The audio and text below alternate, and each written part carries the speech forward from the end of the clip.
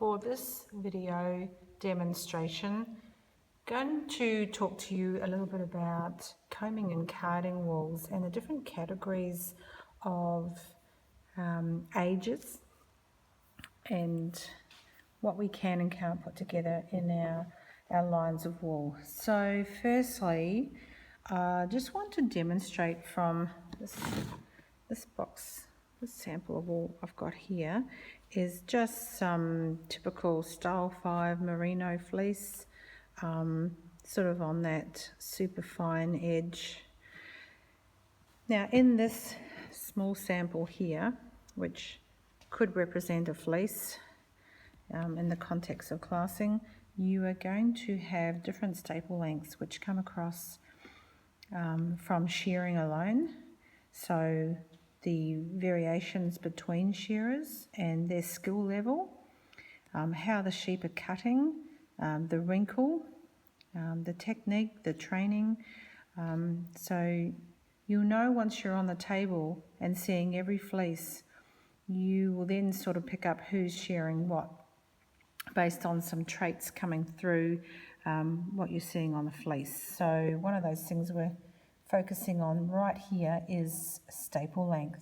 So within that small sample here next door, we've got a variation, and I just want to talk to you about where that cutoff is between the shorter carding wools and some longer combing wools. So what I've done on the ruler here, I've marked off 60 millimeters, which is 6 centimeters.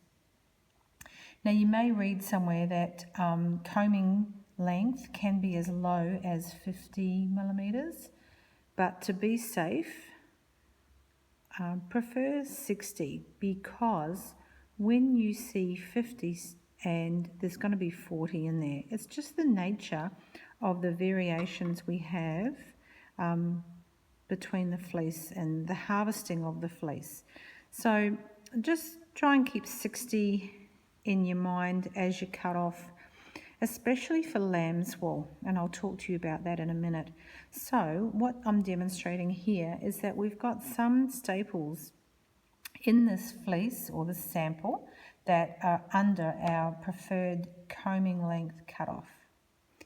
So as a classer, there's a couple of things we need to be aware of, is this, for example, and the variation in total. So you can see that this is what I pulled out. So we have anything, we have sort of like that 55, and then with the next one here, we've got is roughly about a 65 pushing 70. If I flatten it off a little bit without stretching it, it'll nearly make its way to 70 millimeters. Now the next one, if we sort of line that right up on there, that's sort of heading on its way, heading on its way to 80 millimeters. So within these three, there's a 20 millimeter variation between the shortest and the longest.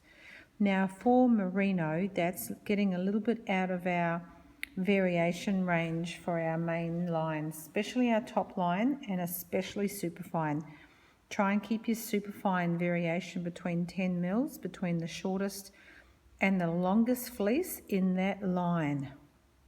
So what I've done here demonstrated that this would be one way we could take it. Well, this will be the preferred way, because we've got 70 and sort of nearly 80 mils here. Between these two, quite comfortably 10 millimeter variation.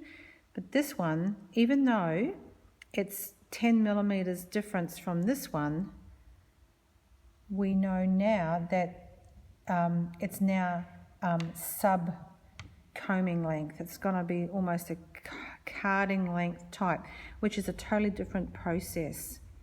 Okay, and in my next video clip we'll do a demonstration on the wool processing and what wools are suitable for the woolen and the worsted. So for now, woolen is carding, and the worsted process is wools that are combing 60 plus millimeters and sound for combing.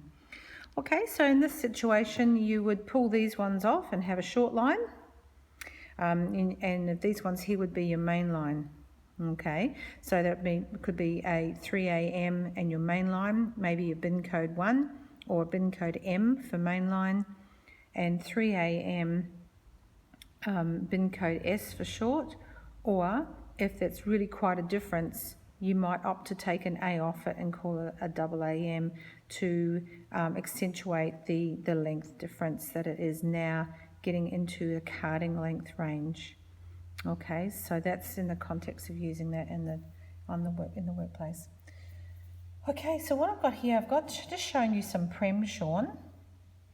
So this is typically shearing prematurely, so prem short for premature, and this has sort of come off, you could see it's quite greasy and it's really quite fatty looking, to me indicating coming off a sheep that's getting a bit of age on it, because also we're getting lots that, the tips are starting to look what we call doggy and blow out, sort of that crimp starts to go a little bit crazy, loses a bit of its character.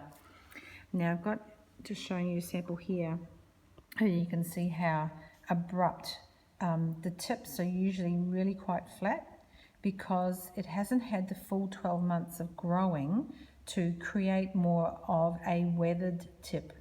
Right, this is quite typically 6 to 8 months growth, this one. And if you want to see, I'll pop that against the ruler and you can see there that we are really only 50 millimeters. So now, once I lay it flat, it would come out to 50. So definitely a carding length type. Okay, so that's our premature shorn or prem shorn. And then we have got some little dusty lambs here. Now lamb's wool. Now the most identifiable character of lamb's wool is the tip. And you can see we've got a little bit of a curly, that's a good one there, showing you the tip. All right, that's from the birth coat. Okay, so that's those sort of longer primary fibres that the lamb is born with, and it's, that sort of gets that hairy appearance. And then, this is probably about 5-6 months growth and being shorn for the first time. So other characteristics for lamb's wool, which is the carding length, this one. So all lambs, and when you describe it in on your bell specification as lambs, it is a carding length. All right, first shearing under 60 mils, lamb's tip must be described as lamb's wool. Okay, so 3AM lambs is ideal, or 2AM if you're having a secondary line. Like for example, I've got some brighter, whiter lambs next door, so that could almost be a 3AM lambs. Pulling out those dusty ones, 2AM. Now, with lamb's wool, it's not just the tip. What you're looking for is softness, and the staples are quite thin, and you're going to know you're shearing lambs. But if one comes through, well, that's a mixed mob, that you're going to identify it. Now, this also falls into a carding type. Now, you may be asking me the question, can we put lamb's wool with our prem shorn? Definitely keep your lamb's wool separate. Now, this lamb's tip we've got here, just going to bring this over to the ruler again. Just going to move this out of the way. All right, we can see that these are sort of just stretching out to between 30 and 40 millimeters. Now, in processing, that lamb's tip breaks off. All right, it's a bit weathered, and you might lose a couple of millimeters in processing for the lamb's tip. Okay, so that's another indication that we need to keep lamb's wool separate and described accurately, because the wool buyer needs to know that and predict that fibre tip loss is going to come off. Just showing you some cleaner ones here, and it might be a good example of showing you, especially in this little sample here, you can really get a good picture. See that little curly, looks like a little pig's tail.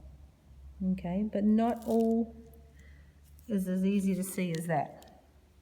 So when you cast your eye over the rest of the sample, you'll see that some other tips aren't so curly and pronounced. So it's really about the nice, soft, loose sort of staples. Whereas when you come back to this premshaw with an older sheep, see how the staples are really thick and chunky?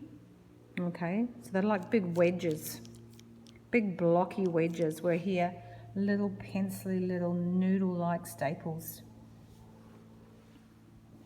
Moving on from lamb's wool, if they haven't been shorn as lambs and they're growing out, they're going to be called, described in the wool book as a weaner. So these are sort of like your hoggets, never been shorn before. Let me just see if I can zoom in and get you an idea there. There's that lamb's tip. Okay, so if these were shorn as lambs, probably, let me just grab this lamb sample here. Okay, so that's what the example is. This one has been shorn as a lamb, and then maybe shearing again here, prem shorn to get it locked in with other shearing going on. But that's basically the same thing. And you might find, because this has been on the sheep longer, this will be weathered and harder to see and more fibre loss at processing time. So if I took this sample back down here to the ruler, you'll see that even though it's a combing length type, okay, that there's going to be, that fibre loss is going to bring it back to about 60 millimetres. Okay, because it's a weathered tip and it breaks off in processing. So that's why it's so critical that we keep it together and describe it accurately. Okay, so all combing length, first shorn is weaners, and anything first shorn and carding length is lambs. And just, found this as well. Just talking about length and processing, we have an overgrown, all right, so probably 1, 2, 3, could possibly be a little bit more than 3 years shearing, but pretty good character. So when you look at the character along here, it's had pretty good, consistent sort of growth, and just no water stain, no colour. The only thing this sample's got on it is a bit of vegetable matter. Okay, but this is too long and it's an overgrown category, must be kept separate. This would be ideal if you have a bulk class clean up at the end. You might have a couple of these stragglers coming through. But this would be heavily discounted because it's just too long to wash and open and run it through the processing, the carding machine and everything. So it would just go into more an inferior product where it wouldn't be spun. Okay, so that wraps up our combing and carding length demonstration.